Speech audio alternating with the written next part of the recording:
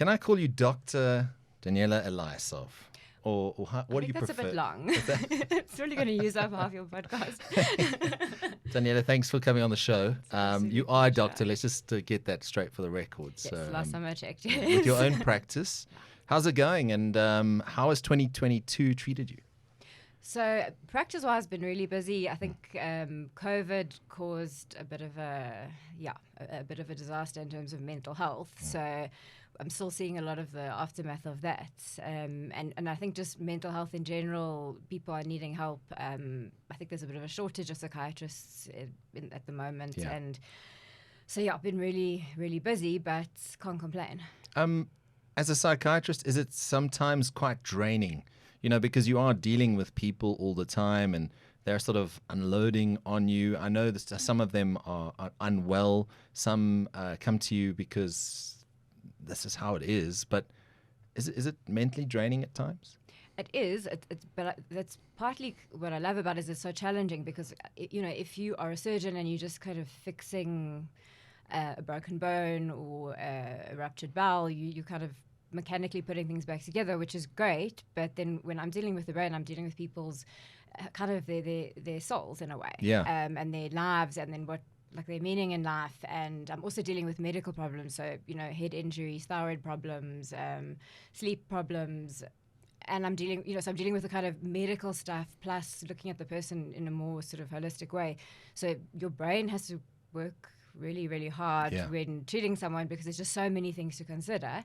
But I love it. So yes, draining that I come home from work, I'm exhausted, but I really love it because it can't be boring. There's never a dull moment. Yeah, I mean, you're a superhuman. We'll get into what kind of a superhuman you are.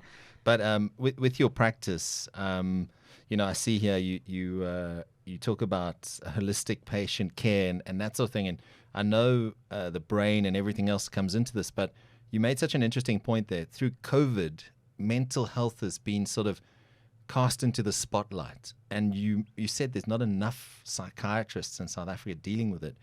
Are we a country in trouble with mental health, or is it a case of how we deal with it? Because for me, who knows very little about it, but I'm trying to get people to speak about mental health because it's okay to talk to people. You must talk to people, especially in a society that is so if you can see a psychiatrist or a psychologist, there's something really wrong with you. And we're a Cowboys Don't Cry nation.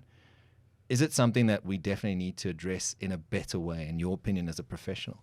So if I look, if you just look at the news in the UK, I think they've got their mental health crisis as bad as ours, if not worse. Their access to mental health care services even worse. I've got patients immigrating. Obviously we get a lot of people immigrating, and I stay in contact with them and see a lot of them are actually seeing me. They carry on seeing me because they just can't get to a psychiatrist, especially in the UK. I know that Europe, there's long waiting lists. So I can't say we actually have the worst. Okay.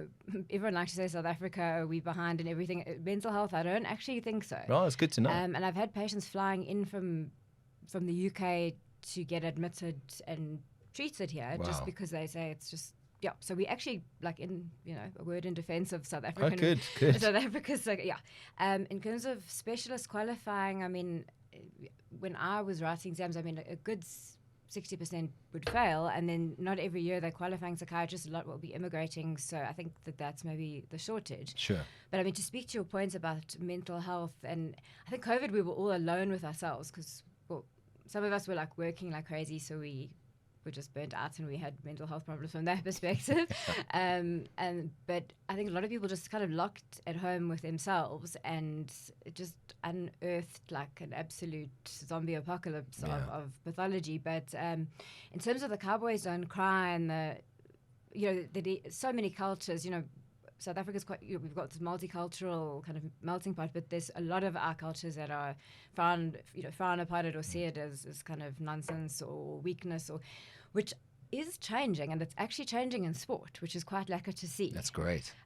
Because if at any one point you come to my waiting room, you will see rugby players, anything from school level to professional. You'll see athletes, boxers, MMA fighters, you know what I'm saying? So I think I think a lot of sports are waking up to the fact that your mental health is going to impact on your performance as an athlete, even as a corporate athlete. So, you know, like as a CEO, as someone in a sort of a high up position, even if you're talking about them as a sort of a brain athlete, people are waking up to the fact that it's not about weakness and it's not about being nuts or, you know, messed up. It's about, like, if there's a problem, you take medication. It's like being an anti-vaxxer.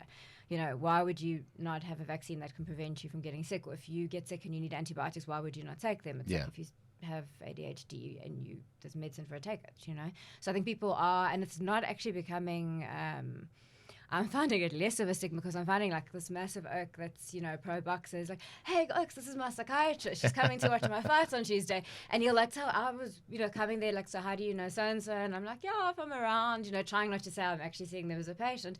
And they'll announce to, you know, their whole team, hey, Oaks is my psychiatrist. So that's I'm brilliant. like, cool, you know. So that it's nice to see that there is a shift happening. And it is athletes that are almost driving this sort of message, because we often look at these guys on the screen. We see them for the 3 rounds that they're in an EFC or UFC fight or a rugby match of 80 minutes or 90 minutes on football park, and you go, oh, you know, these guys are superheroes. They're bulletproof. Yeah. But in actual fact, they're the ones saying we need to process stuff because there's a lot of pressure at that level. It's a lot of pressure. And also, remember, mental health or illnesses, so diabetes, can affect, you know, it affects a certain percentage of the population. So if you have a certain number of people in the room, some of them will have diabetes, same thing. You have gather a certain number of people, some will have depression, some will have ADHD. So athletes are people like others, and just they happen to be under a lot more pressure. So, you know, even more so need to look after their mental health. But, and I mean, the one person I have to thank a lot is Tyson Fury. Yeah. Because if ever there was a man, a giant man, a giant man who is tough as nails and really like rough and just, you know, and when he came out and just sort of spoke about his journey with mental health, I was like, thank you so much. Because, you know, he's that very picture of kind of the person you wouldn't think would talk about mental health. So yeah, thanks Tyson Fury. Yeah, no, I think him, a guy like Paddy Pimblett, the baddie, you know, it's great to see. Yeah. But when we put the shows together, so just to let you into a little bit of, we do a planning sort of session, and I'll say to Tyler, like, this is who we got lined up. Where can we slot these people in? This is their schedule. And I said, please just Google Dr. Eliasov. And she's like, oh, okay, what are you talking about? And I said, no, we're going to talk about a lot of stuff. She's like, sis, she used to fight in MMA. She used to be an EFC fighter. And I'm like, yeah. So I said, exactly. So Tyler was blown away that there's someone like you that can make that transition between being a professional in the medical space as a psychiatrist and being able to turn it on in a hexagon and smash your opponent. So you had 4 fights, professional fights. You're officially retired now? Yes. Just so that yes, the matchmaker Graham Cartmel doesn't get any ideas. So that I don't get any Look, you know what? You can twist my rubber arm because sometimes I do miss it a lot. So like, if Graham phones me and like, hey, we've got an atom weight bout for you in like a really cool destination. Yeah. The island somewhere. Yeah, in some like strange Arctic setting. Would I say no? Well, yeah. So do you miss? I'm sure the training and the camps you don't miss so much. I love the training, love the camps, as in like my team. Yeah. And I love the training, but okay, like the part. Yeah, sure. Like being in camp, you know, a couple of weeks before a fight. Can I say that is the funnest thing in the whole world? No. Weight cutting, hell no. But. Yeah, so I suppose that the pressure of those last few weeks of a camp and the weight cutting, yeah, sure, could do without that. But once the cage door closed, like, I had such fun in there. So did you just go, like, maybe just take us into that sort of, you walk out, you get to the cage door, they've done the announcements, you're announced, you're there, door slams shut, let's go. What are you thinking? Is there a bit of nerves? I mean, are you thinking of the game plan? I mean, because you're an extremely intelligent person, you're a talented fighter, but what are you thinking? So, sure. Am I thinking of much? I mean, you know, I found that I used to get nervous for my fights a couple of weeks before, like 3-4 weeks before. I'd have Jeremy Smith used to always joke that he's my psychologist and he needs to start billing me because we used to ride together on the Gauteng to Pretoria to CIT, and on the way back, I basically tell him all my, how stressed I am, and he'd have to hear all about like the great dramas of my life. But shout out to him. He's done well with the bare yeah, knuckle. shout out to him with the Wow. bare knuckle. He's done well. rocking it. Yeah. And he's a pretty good psychologist as well. Okay. So maybe he can make the transition. So when I was having like my moments, sure, they had to all hear about it on the train. But and then I found sort of 2 odd weeks before it was like over. I was like, I'm ready for this. I'm fine. I was chilled. I was great. In my corner, Monet was more nervous than me. I was like, guys, it's chilled. Like, so I didn't really used to get nervous before the fights. And then when I was in there, I think once the first punch was thrown, it was just like I'm a fish in the sea now. I'm in my. Does it take that first punch? Like either you land it or you take it to sort of get you into just that. To be like, okay, we're here now. And is it true that the cliche saying that everyone's got a plan until they get punched in the face? 100%. Except like I used to kind of have more of a plan when I got punched in the face. I know it's a strange thing to say, but it's not just. I think that if you speak to fighters, a lot of them will say actually, we kind of start getting into the zone, and we.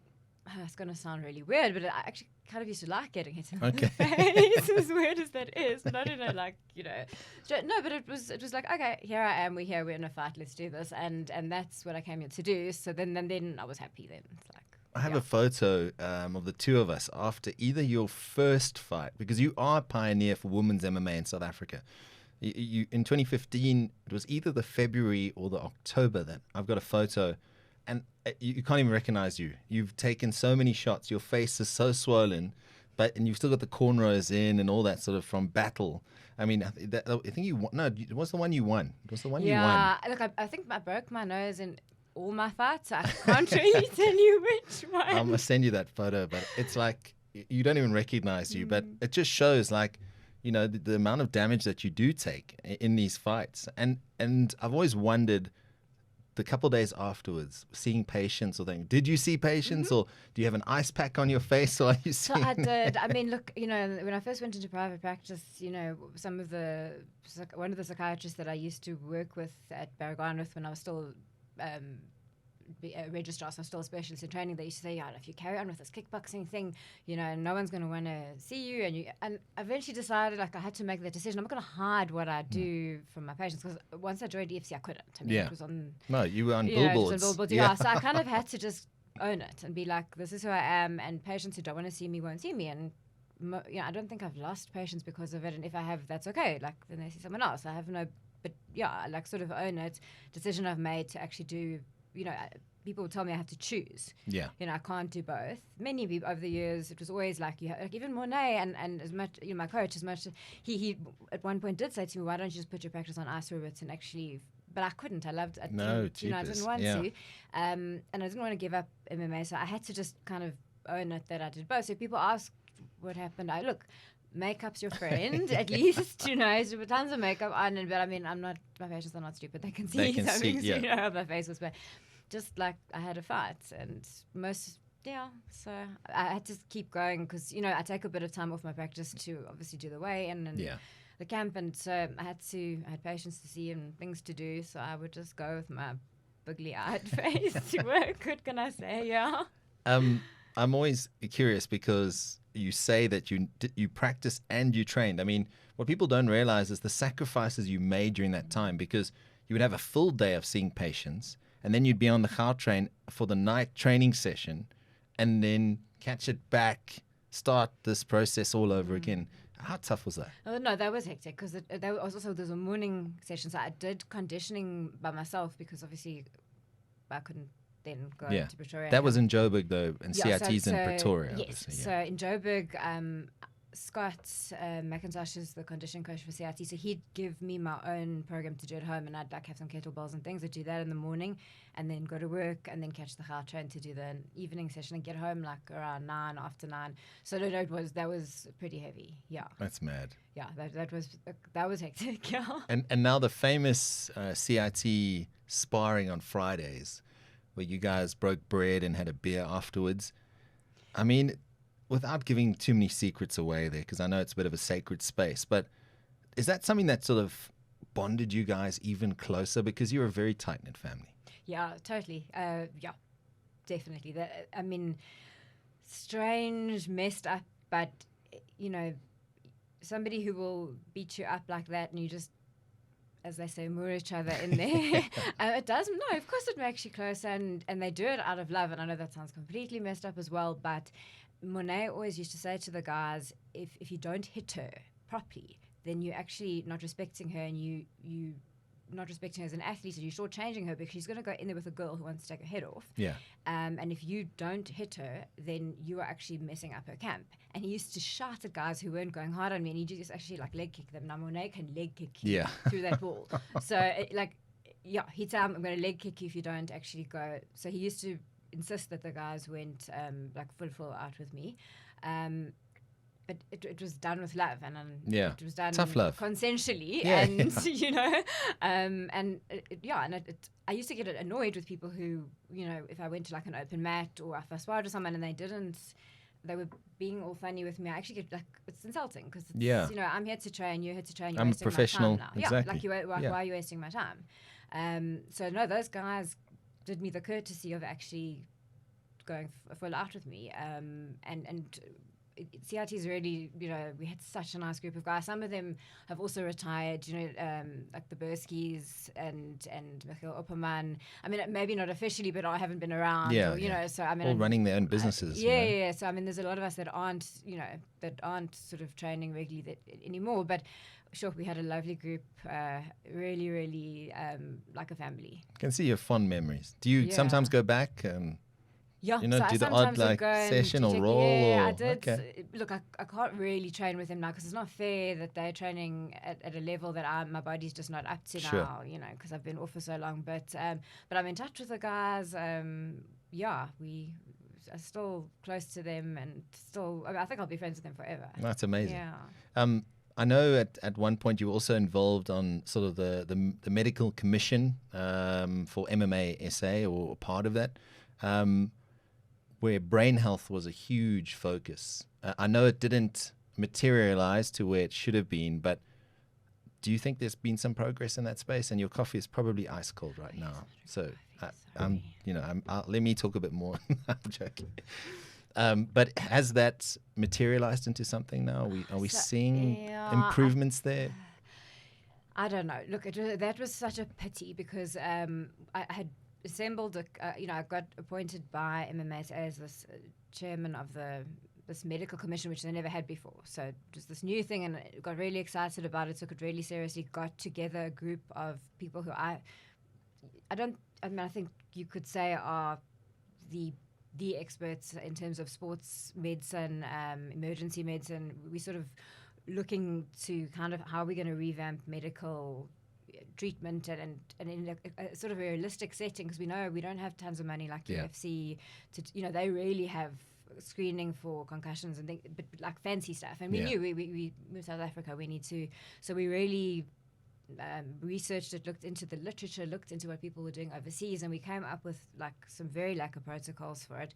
But unfortunately the bureaucracy and the sort of, I think there's a lot of people involved in the sport that are there for a little bit, maybe for like a power trip or an ego trip, and I think that was a bit more important than the medical commission. And it turned out that the feeling we got was, in the end, they were doing it to just say that they have us, but we're supposed to shut up and sit in the corner and just like look fun, look cool, and say like, oh, we've got like that I'm the head, the head of this commission, and we've got Rob Collins, who's the Lions. Yeah, you had some incredible people there. We've got Evan Speechley, legends with IPL, went to the World Cup for rugby. We've got Richard Mulder, who used to run Netcare 911, the helicopter services. Oh, look, there they sit, but sit quietly and shut up and just be like a mouthpiece for us. And obviously that was not what was going to happen. EFC were pretty cool about kind of still wanting to adopt some of the protocols we put in place. But there was just so much resistance and so much kind of non-compliance from the actual MMA structures that it just never worked out. So we did hand over the work that we did. We managed to find EFC some pretty decent. I think over the years they've changed event doctors, and some have been better than others. And there's been, so I sort of hooked them up with doctors that I had worked with and some GPs that I knew who were pretty passionate, and I handed over kind of what I had worked on to them. but can I say there's been massive progress? Look, UFC have tried, Yeah. but I think it's got to come from a governing body or a sort of regulating body, which sadly Yeah. I can't say I think there's been much progress. But Okay. that being said, I'm not really involved. So, Yeah. yeah. I just think it was so promising, and I remember actually interviewing you in your rooms about it, because it was a huge step for combat sports in South Africa and Africa, that there was going to be this sort of panel of experts that could sort of light the way or guide Yeah. these. But at the end of the day, there's definitely always more that can be done. I know UFC does the best they possibly can, and there's always, I mean, we've seen the setup. It's really impressive. They're always prepared to go the extra mile. Yeah. But let's leave it at that. It can always get, yeah. And look, it was a pity as well, because I got doctors from Sweden looking at a sports physician. They wanted it for Sweden. Oh, wow. Yeah, they That's wanted amazing. It. So I had people from first world countries looking at this and going, oh my God, can we use this? And it's cheaper than what we're doing, and it actually is more thorough, and can we do this? So it was just really a pity. Oh, man. Because it wasn't just, oh, well, we're just Africa, we don't have money, so we're going to throw together this little like something. Sweden, where they really, they were saying, oh, no, do I mind sharing That's the docs amazing. with them? And yeah, so there was a lot of interest in the protocol. Boxing was interested in it. But I'm like, well, we worked on it, so I send it to who wants Templates it. there, And, yeah. exactly. So is that, you speak about Sweden, and I've seen your Instagram, and I'm not stalking you by any means, but just doing research. That's what Tyler calls it. Henry Cavill, hey, Tyler?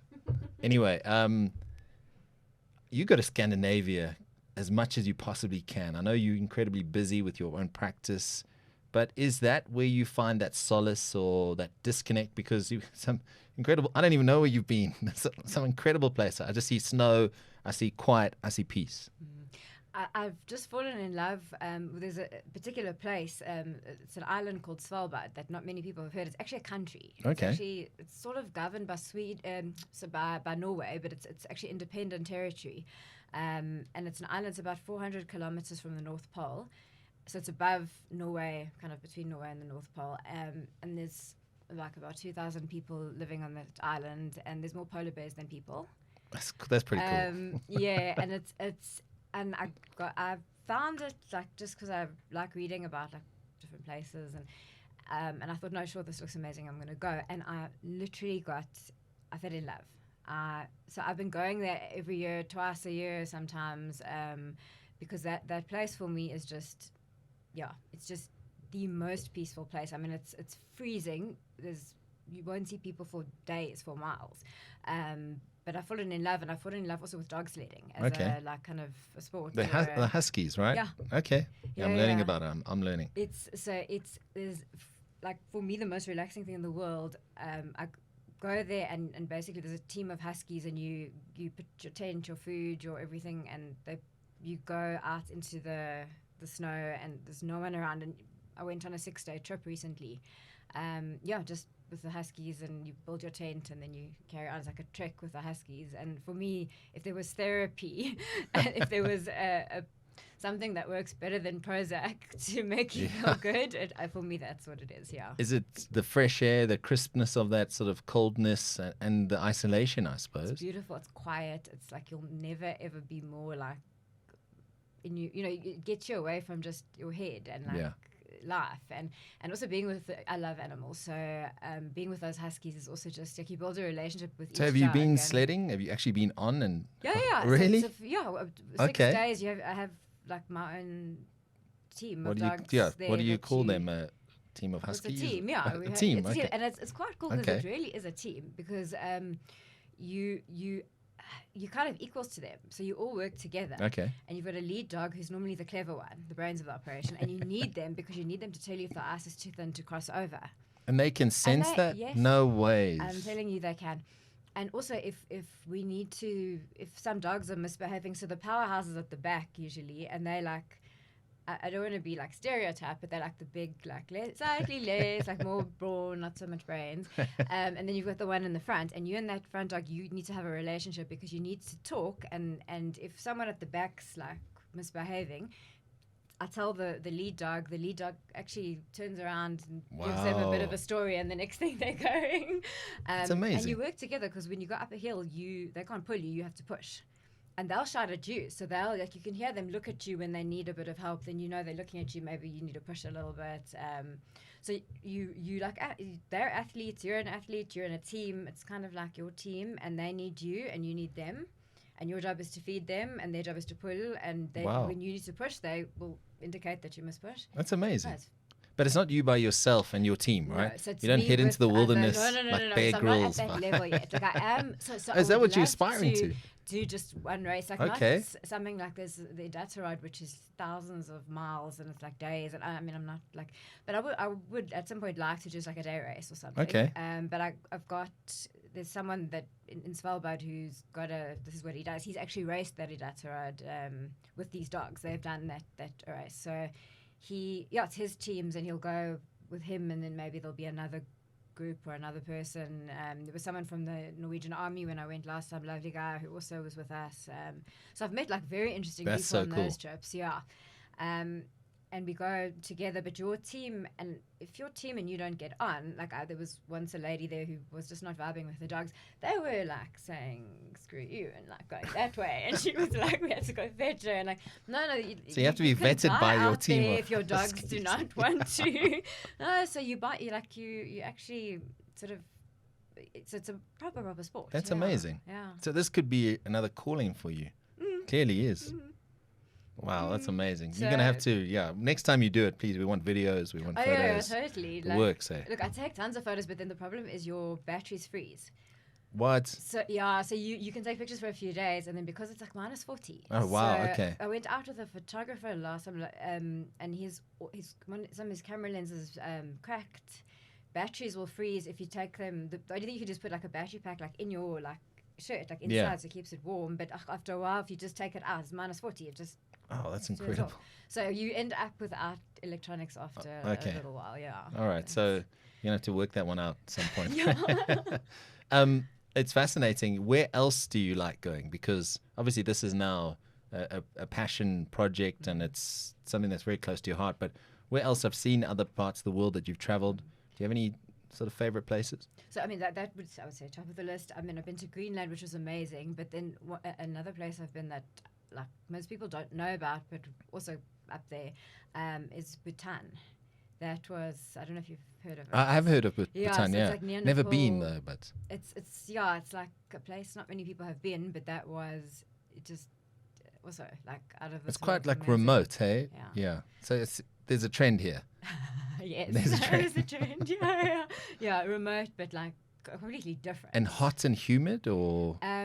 It's in the mountains. Okay, so yeah, cold, extremes. Yeah, it's only like when the plane landed, I thought, well, my life's been good until now, and I've lived a good life.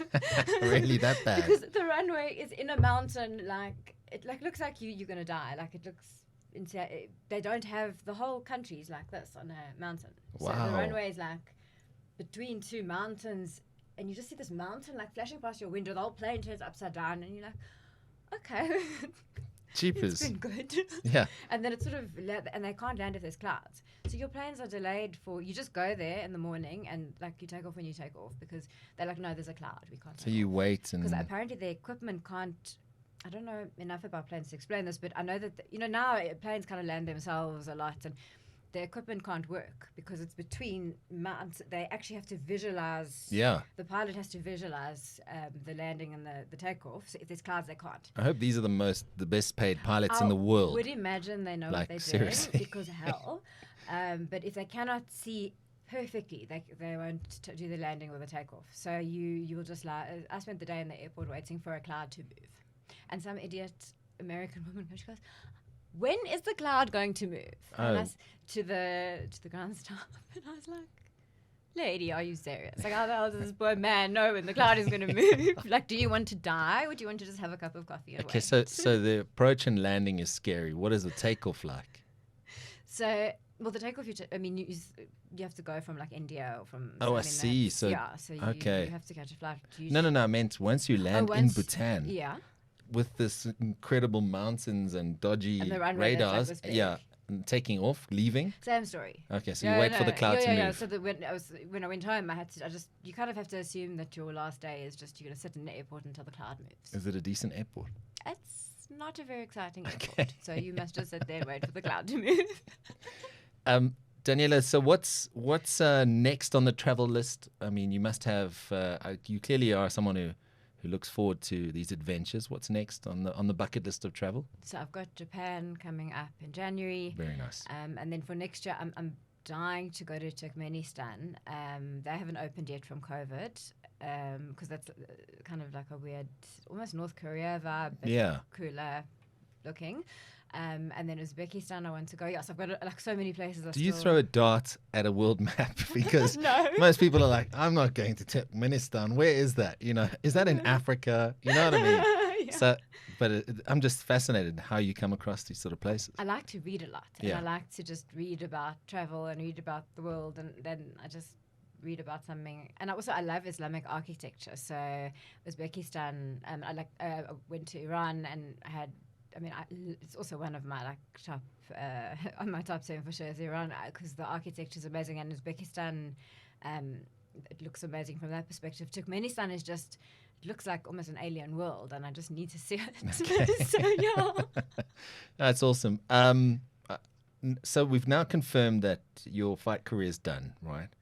But in terms of that sort of bringing it back to sort of a mentoring, coaching sort of thing, would you be in that sort of space to sort of speak to women and girls who are thinking about MMA? Because there certainly is a career to be had out of MMA. Is it something that you would be open to as a not a coach, but more as like a mental coach? So I do a bit of coaching, and I am, that's sort of my new thing going forward is boxing coaching actually. Not so much. People always think that for some reason, because I was the woman pioneer of MMA, that I want to now help. But strangely, just think that's maybe a bit sexist. Like, I don't mind coaching guys, and actually mostly have been coaching guys, and I'm trying to sort of up my game with boxing coaching at the moment, and that's sort of where I've been, and mentoring a little bit, because boxing as in the technical coaching, or just the all right. Yeah. You clearly love boxing. Yeah. I've seen you've done the Fight with Insight stuff, which is the inner city of Joburg with, we actually did a thing for Laureus where we did a walk.